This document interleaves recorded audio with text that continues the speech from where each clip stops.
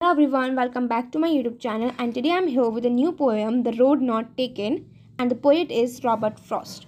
So the main idea of this poem is the poet describes about our life. He also describes the path or the way of our life we have chosen, we can't change it. So while making the decisions, we need to be very wise because these decisions make an impact on our future, but if we make wrong decisions, we regret it, but we cannot go back on it. तो main idea है कि एक बार जब हम decisions बना लेते हैं हम उनको चेंज नहीं कर सकते so we should be very wise by making the decisions so let's start by stanzas the first stanza is two roads diverged in a yellow wood and sorry I could not travel both and be one traveler long I stood and looked down one as far as I could to where it bent in the undergrowth. सो इसमें ही बता रखा है कि आप जैसे एक ही road है और ये डिवाइड हो रही है दो में. डाइवर्ज मतलब separated and then took a different direction. Of course एक पाथ और फिर वो जाके दूसरे डायरेक्शन में जा रही है. Yellow wood means dense forest. So two roads diverge in a yellow wood. वो एक रोड थी और फिर वो दो रोड्स में डिवाइडेड हो रही है एक फॉरेस्ट में. And sorry I could not travel both. Of course है ही इज अ सिंगल, एक पर्सन है तो वो एक जगह दोनों जगह तो जा नहीं सकता. इधर he can go this one और he can go this side. And even traveller long I stood. Of course एक ही ट्रैवलर है तो थोड़ा सोचेगा कि इस तरफ जाना है या इस तरफ जाना है. And looked down one as far as I could. अब वो जितनी दूर तक देख सकते थे उतनी दूर तक देख रहे थे, लेकिन to where it bent in the undergrowth. Undergrowth means dense growth of plants and bushes, और आप कह सकते हो फॉरेस्ट.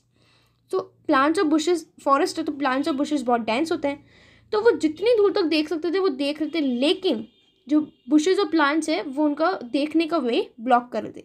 ठीक है, मीन्स जितनी दूर वो देख सकते थे सिर्फ उनको बुशेज और प्लांट्स ही दिख रहे थे. तो इसका अब ये तो हुआ पोएम से, लेकिन इसका जो main idea about our life is that when we have choices we have alternatives. जब हमारे पास चॉइसेस होती है हमारे पास बहुत सारे दो अल्टरनेटिव मतलब दो ऑप्शंस भी होते हैं, but we have to choose only one out of them. लेकिन हम उनमें से कोई एक ही चूज़ कर सकते हैं. We take time to think about the pros and cons. Pros and cons means advantages and disadvantages, merits and demerits. कोई भी सिचुएशन के मेरिट्स भी होते हैं और डीमेरिट्स भी होते हैं. Whether it is suitable for us or not, and only then we can take a decision on what path we should choose. हम थोड़ा सोच समझ कर फिर ही कोई एक डिसीजन को हम चूज करते हैं, right? So this was the stanza first. Starting with the stanza second.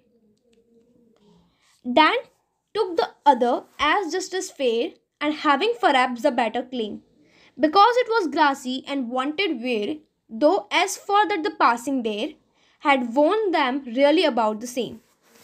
तो इसमें फेयर का मतलब होता है सेम, या फिर एज आप कह सकते हो as good as the other. Means हमने देखा था जो एक रोड थी वो दो पार्ट में डिवाइड हो रही थी, तो जब वो वहाँ पे खड़े थे तो उन्हें लगा कि दोनों सेम लग रहे थे. ठीक है, दोनों में जो लीव्स थी वो शेड हो रखी थी. अब लीव्स शेड हो रखी तो ये बता रहा है ऑटम सीजन है, बिकॉज ऑटम सीजन में ही लीव्स जो होती है वो शेड हो रखी होती है. तो उन्होंने देखा कि जो ये रोड एक रोड है वो सेम थी दूसरी रोड से, तो there was no difference. And having perhaps a better claim. Claim मतलब बेटर चॉइस है, फिर आप कह सकते हो बेटर ऑप्शन. फिर उन्होंने लगा कि उनको एक बेटर ऑप्शन चूज़ करना है उनमें से. Because it was grassy and wanted wear, तो उन्होंने एक पाथ चूज़ किया जो ग्रासी था. ग्रासी मतलब अनयूज्ड क्योंकि उसमें ज़्यादातर लोग वॉक नहीं करते थे. अब ज़्यादा लोग वॉक नहीं करते थे तो ग्रास थी वो पूरी ग्रीन थी. ज़्यादा लोग वॉक करते तो वो ग्रास होती है वो कुचल जाती, राइट? वो पूरी ग्रास जो ग्रीन थी और फ्रेश थी. And wanted wear. अभी जब वॉन्टेड वियर का मतलब क्या है, means had not been use, मतलब जो वे उन्होंने चूज़ किया वो ज़्यादातर लोग उस वे पे जाते नहीं थे, तो उन्होंने ये चूज़ किया. Though as for the passing day, अब वो उसमें से पास कर रहे हैं मीन्स उसमें से जा रहे हैं. Had worn them really about the same. जाते जाते उनको लगा कि उन्होंने सही पाथ चूज़ किया क्योंकि उनको लगा कि दोनों सेम है. ठीक है, अब इसमें ये बता रखा है हमारी लाइफ के बारे में. ये तो हुआ पोएम से. अब हमारी लाइफ से क्या रिलेट करता है? लाइफ से ये रिलेट करता है कि वी टेक एनी पाथ और option but all of them have some benefits, disadvantages, problems and challenges. सब कोई भी आप डिसीजन लो सब में कोई ना कोई प्रॉब्लम होएगी, डिसएडवांटेजेस होंगे, बेनिफिट्स भी होंगे, चैलेंजेस भी होंगे, लेकिन हमें उन सबको फेस करना है. We think that we are choosing a better option but it is not that way. हम हर कोई यही सोचता है कि हम उन्होंने बेटर ऑप्शन चूज़ किया है, बट ऐसा हर टाइम नहीं होता है. Okay, so this was the standard second. So let us start with the standard third. and both that morning equally lay in leaves no step had trodden black. Oh, I kept the first for another day, yet knowing how way leads on to way, I doubted if I should ever come back. So इसमें ये बता रखा है पहले तो जो इसके hard meaning है लाइक ट्रोडन मतलब वॉकड ओवर. तो इसमें ये बता रखा है कि उनको लगा कि दोनों पाथ सिमिलर है. ऑन दैट मॉर्निंग है तो उनको he was the first person to walk on and each of the path, क्योंकि उससे पहले कोई दोनों पाथ में कोई नहीं वॉक करा था, वो ही फर्स्ट पर्सन थे. उन दोनों पाथ्स में लीव्स थी, लेकिन उन दोनों पाथ्स में किसी ने भी स्टेप नहीं किया था, क्योंकि जो लीव्स थी वो ग्रीन इन कलर थी. तो उन्होंने कोई भी एक पाथ डिसाइड किया और उन्होंने सोचा कि आज वो ये वाला पाथ ले लेंगे और अगले दिन वो दूसरा वाला पाथ ले लेंगे. लेकिन ऐसा एक्चुअली होता नहीं है, ठीक है. Because he knew that he could not go back on the choice that he had made. Because उनको पता था कि उन्होंने एक बार जो अपनी चॉइस ले ली है वो वापस उस चॉइस से नहीं जा सकते. So this was the stanza third. अब इसका मेन मतलब क्या होता है हमारी लाइफ से. In our life once we choose an option, कोई भी हम एक ऑप्शन चूज कर लेते हैं, we must keep on moving ahead with that option and we never get a chance to come back and take the other option that we have left earlier. तो हमारे पास दो ऑप्शन होते हैं हमारी life में. कोई भी हम एक ऑप्शन लेते हैं उसमें से, तो एक ऑप्शन हम ले लेते हैं, हम उसके हम वापस नहीं आ सकते. हमें उसी ऑप्शन पे आगे चलते रहना चाहिए, चैलेंजेस को फेस करते जाना चाहिए. हमारे पास ये ऑप्शन नहीं रहता कि हम वापस आ जाए और फिर दूसरा ऑप्शन जो हम लोगों ने छोड़ दिया था हम उसको ले लें, राइट.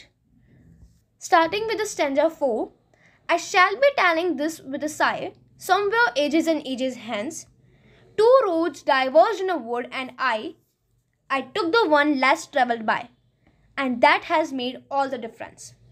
So इसमें जो sigh इसका मतलब होता है डीप ब्रेथ आप कह सकते हैं कि रिलीफ, ठीक है. और इस हैंड्स का मतलब होता है इन द फ्यूचर. इस पोएम में बता रखा है इन द फ्यूचर. तो poet says that in the future, वो फ्यूचर में ये बोल सकते हैं कि उन्होंने एक deep breath and say that once upon a time, वो फ्यूचर में ये कह सकते हैं कि एक बार उनके पास एक ऐसी सिचुएशन आई थी जिनमें उनको दो ऑप्शन थे, उन्होंने एक ऑप्शन चूज़ किया था, ठीक है. And travelled on that road, उनके पास दो रोड्स थी और उन्होंने एक ऑप्शन करके एक रोड पर ट्रैवल किया और उस रोड पर ट्रैवल किया जहाँ पे लेसर नंबर ऑफ पीपल रहते थे या फिर जिसमें laser number of people walk करते थे. That decision of his decided A future, और उसी डिसीजन ने उनके फ्यूचर को डिसाइड किया. सिमिलरली हमारी लाइफ में बताता है कि in future when we grow up then we will say that once upon a time when we were young we had two options. Because हम फ्यूचर में यही बोल सकते हैं कि हमारे पास दो ऑप्शन थे, हमने ये चूज़ किया और आज हम ये हैं. The choice that you made you what you become of it. This is a very strong message for all of us that we should be very wise while making the choices out the options that you have in your life, because your future depends on the choices that you make today. Because आपका जो future होगा वो आपके present पे depend करेगा. जो present में आप choices बनाओगे या फिर present में अगर आपने अच्छी choice ली, अगर आपने good choice ली, good decision किया तो आपके future अच्छा होगा. आपने bad choice ली, bad decision लिया है तो future आपका ख़राब होगा. तो ये सब आपके डिसीजंस पे करते हैं जितना आप सही डिसीजन. इसलिए while making the decisions we should be very wise.